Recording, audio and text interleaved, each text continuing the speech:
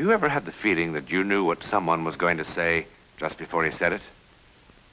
Or have you ever walked into a strange room and had the sensation that you'd been there before? Well, if you have, you've taken a small step beyond.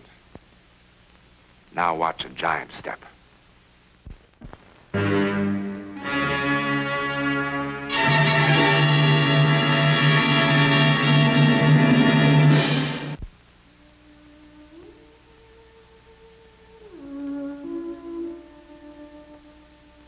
Do you like ancient castles? Well, this is a very special one. There are no ghosts who wail or rattle chains. There's nobody buried in the walls. But there is something that sets it quite apart. Something that happened in this very room centuries ago. As a matter of fact, it is still happening. Mr. Physician, what is this message? How is Jamie? Your son is dying, my lord. Dying? How can he be dying? Jamie! Jamie, lad, what's this stupid old fool talking about? Oh, get up, Jamie. Come, we'll pull their foolish old beards and send them running. Jamie. Lad. They told me you were the cleverest physician in all Europe. And this man's been with me for 20 years. And yet you stand here, the two of you in your velvet robes, like a couple of scrawny old women. I have bled the boy 7 times with leech and lancet. I have used lotions and emetics and plasters. If he's dying, you've done nothing. How could he be dying? My oldest son. My dearest son. How could he be dying? The Black Death could not kill him. It killed his mother. It killed his younger brothers, all except one. My daughter. But not Jamie. Yes, he seemed a strong young man. At first, I was hopeful. At first, I was hopeful. How can you stand there and take his death so lightly? My lord. Why is he dying? I don't know, my lord. You don't know? At first, I thought it was a turgid condition of the blood. You don't know? You calmly tell me he's dying. And you don't know why. My lord. You're a fraud. I have treated princes and kings. Oh, worse than a fraud. What are these? My medicines, of course. All your poisons. When you came here 12 days ago, my son was ill, but he wasn't dying. Well, what have you done with him? My lord, I cannot accept such an insinuation. With my lord's permission, I will leave at once. No, you will not, please. Stop him. What is this, a plot? A plot against me? No, my lord. Because of Jamie. Through Jamie. Do you hope to get at me? What have you been paid? No! Come on, tell me, what have you been promised? Very well. One thing I'll promise you. The day that Jamie is buried, each one of you will be buried. I must remind my lord that I am under the protection of the Prince of Padua. You are in my castle, Mr. Physician. The Prince of Padua is a long way away. But I have done everything I could. This is so unfair. Kate! Jamie! Kate! Hey, lad, rest now. Now, take it easy. Take it easy. In his delirium, he has called this woman's name constantly. I asked the servants. They say there was a young girl of that name living in your village for some months. They say the young man was most fond of the girl. Most fond? Idle women's chatter. She was a pretty thing. She had a bright way with her. But she meant nothing to my son.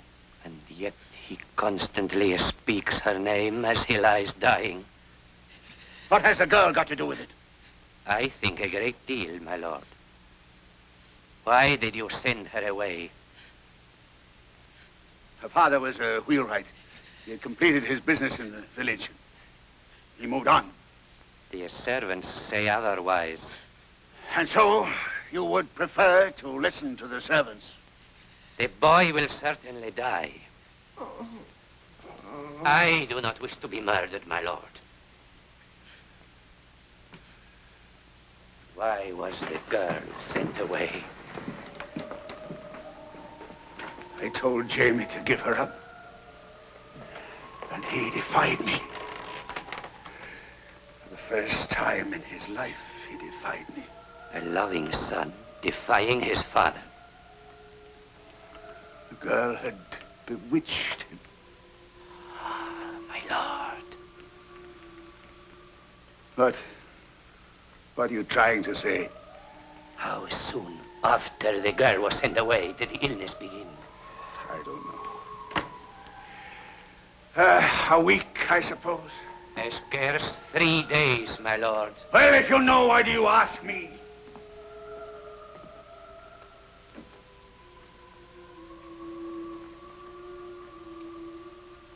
For almost 30 years I have practiced my arts.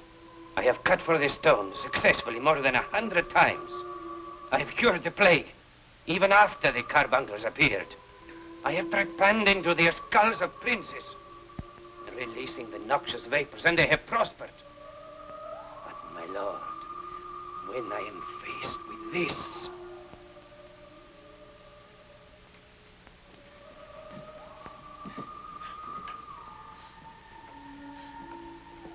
Mark the way he breathes, as though all the tubes in his body had been knotted.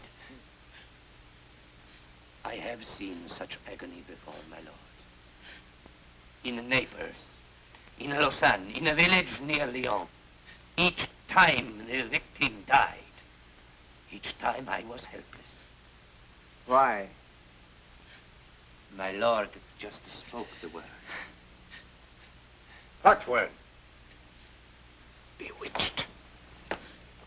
Are you trying to save yourself? If you think so, kill me now, my lord. She's just an ordinary girl. She's not a vagabond. She's not a gypsy. In Geneva, I saw 2 children, aged no more than 10, and of a splendid merchant family, whose acts of witchcraft were beyond belief. Oh. Jimmy! My lord. No, Jimmy!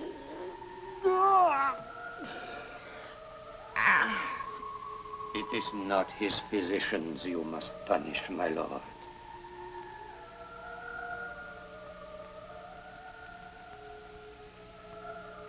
Find the girl. Bring her to me.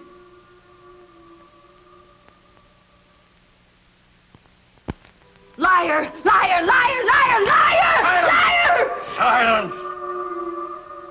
Continue. I found her dancing in an open field. I came upon her suddenly. She didn't see me. It was a strange kind of a dance she did, the like of which I've never seen before. And as she danced, she laughed and uttered strange cries. And then the skies were full of clouds, and it started to rain.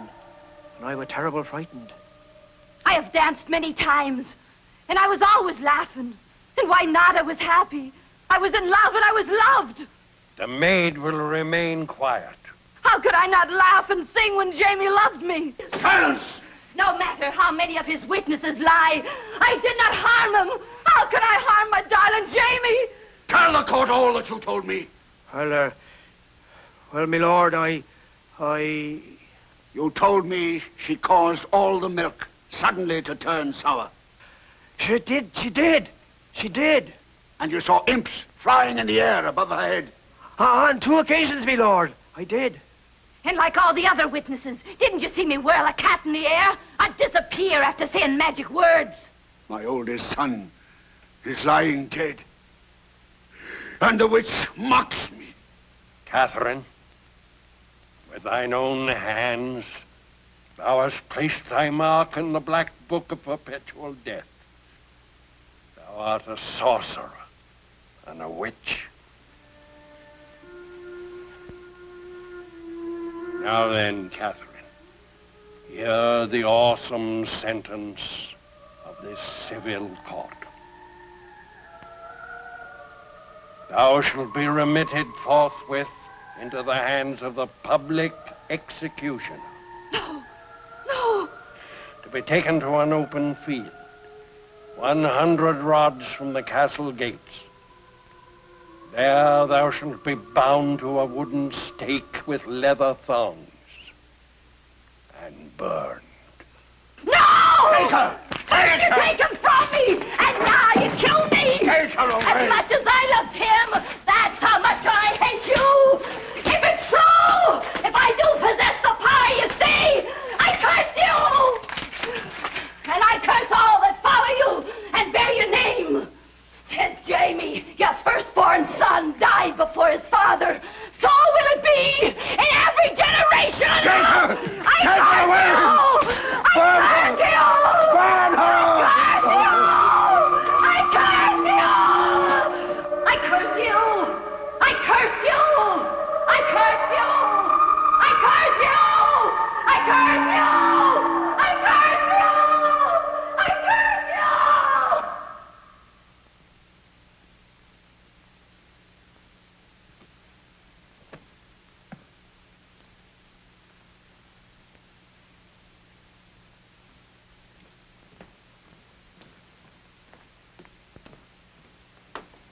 When? It's almost over, I'm afraid. How much longer? Who knows? About an hour, at the most.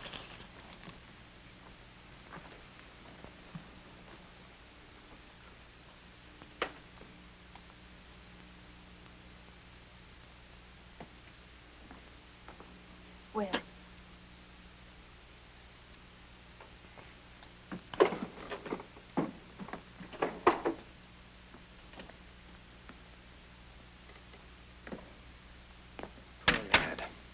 Well, at least there's this to be said. That foolish superstition is finally being laid to rest. An oldest son is surviving his father. The Sunday papers will have to give up one of their favorite little tales. Peter, if you could convince Will of that, it might save his sanity. What? Didn't you see his face? But he's very devoted to the Earl. He's feeling great sorrow. And even greater terror. Oh, now, Harriet, don't let's start that. I all know over. him. He's my husband. He's absolutely certain that he has less than an hour to live. Will's an intelligent man. Peter, intelligence has nothing to do with it. He feels that you pass the sentence of death on him.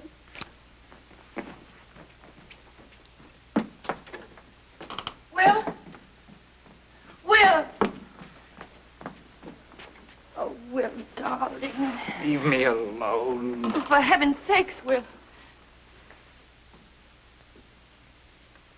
Why the delegation? Can't I just be by myself?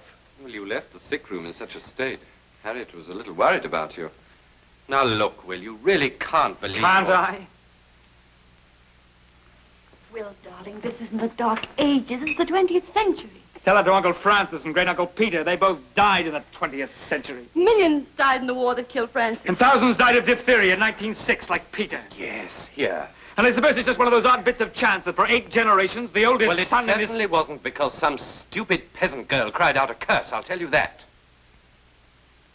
Intellectually, I must believe you. Still, I'm absolutely certain that somehow, within the next hour, somehow, before my father dies, in the very best of health, at the tender age of 28, surrounded by my loved ones and my doctor, somehow I'm going to die! This emotionalism is senseless. Now, look, Will, I'm going to prepare a sedative for you that will put you to sleep for a couple of hours. No! Don't tell me no. I'm your doctor. Will, darling. Go after him. Tell him I'll not take his sedative. But, darling... Do as I say! Why, if it let you get some sleep? Can't you imagine why?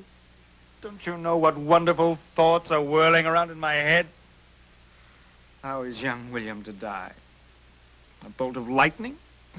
There isn't even a cloud in the sky. Will I be run over by a train? Here in my own house? Or will the roof fall in? It's managed to stay up there for 800 years. Oh, Will, you aren't going to die. Or will my doctor make a mistake? Prescribe the wrong medicine, the wrong dosage. Will, you're breaking my heart. Or will my darling wife become weary of her babbling husband and take a shotgun down from the wall and put him out of his misery? Stop it! Stop it! Stop it, Will! Oh, my darling. Oh, my darling. Tell him no sedative.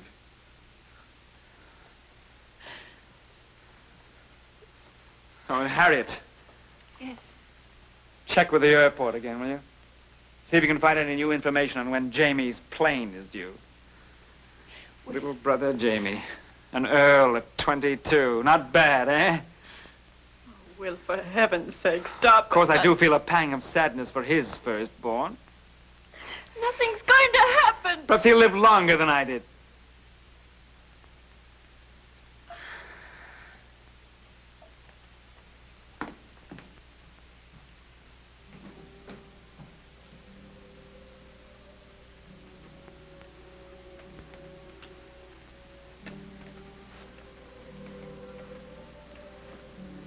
How is it possible? How can I die?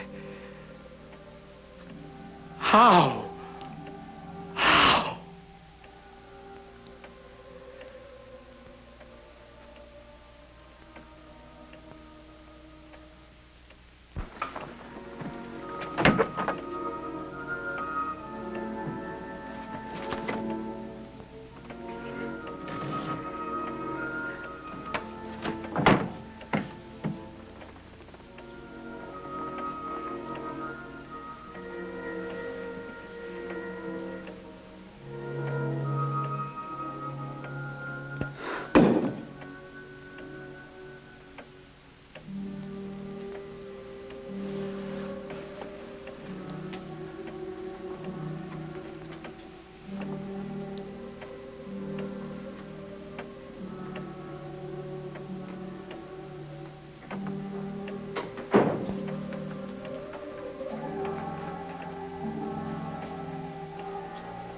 Lord William, are you all right?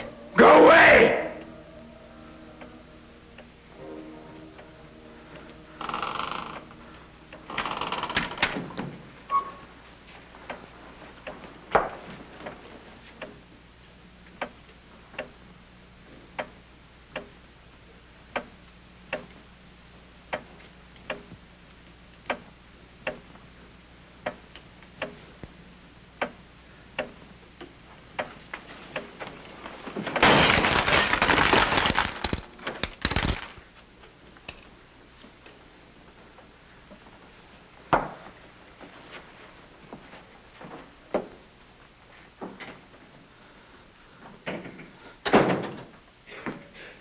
Will, I told you to leave me alone. your father just died. It happened very quickly just a few minutes ago. There wasn't even time to call you to the bedside. How's that possible? How can it be? You see, the curse was childish nonsense.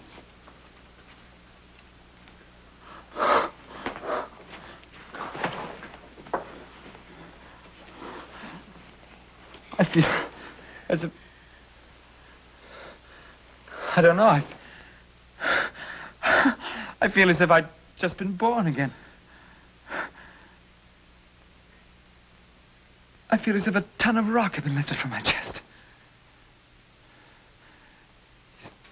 He's dead. He's really dead. I can't tell you what these last minutes have been like. Oh, God. I know, darling, I know. I've died 10,000 times in this room, Harriet. Suddenly, everything's all right.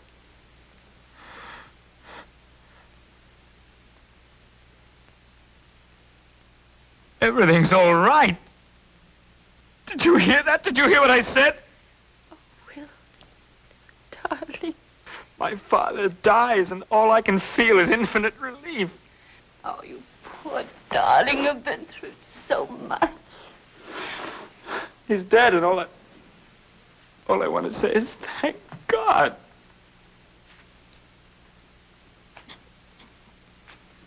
There now. There. Come, sit down. Sit down, darling. Come on, sit down. There. Don't cry. Now that it's all over, the doctor can give you that sedative. You can get some sleep. All right? Yes. I want to sleep. Yes, you sleep. Harriet, I loved him. Oh, I know. I loved I him. know, darling. I know. I know. There now. Everything will be all right. Everything will be all right. There, darling. Back in a minute. There.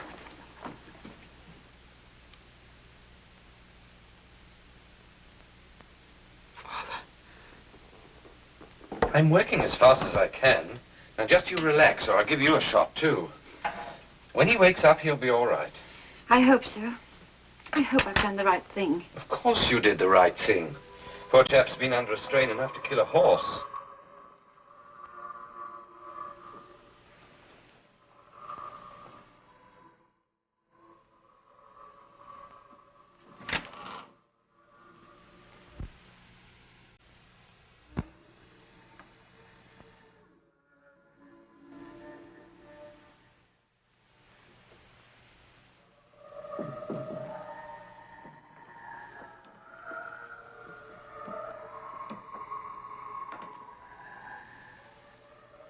Father. Father, I didn't want you to die. It's just... I was so afraid.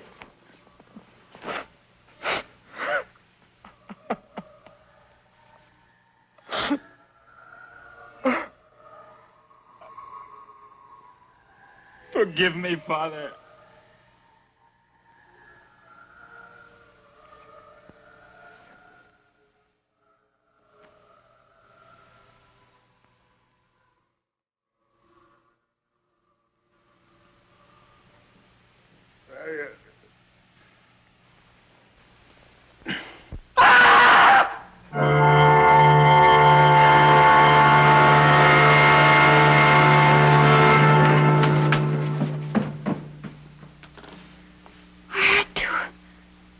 I had to lie to him.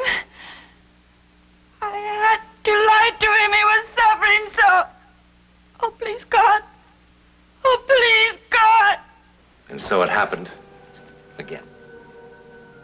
In 1951, William's younger brother opened the castle to tourists who come in droves to see the place where the firstborn son of each generation was cursed by a witch so many, many years ago. But certainly Catherine could not have been a witch. Certainly her trial was a farce, and her death a tragic injustice. But then why has her curse been so effective? Well, if we want to fall back on our old friend, coincidence, the odds on such a coincidence are 3 billion to 1. In any event, James, the present Earl of Culdain and William's younger brother, has never married. Curse or coincidence, the Culdain line will end with him. A clue about next week in one moment. Next week, and every week, we'll be bringing you the personal records of the rarest kind of human experience. Man's adventure in the world of the unknown, that mysterious psychic world beyond our 5 senses. This is your invitation to take with us that astonishing one step beyond.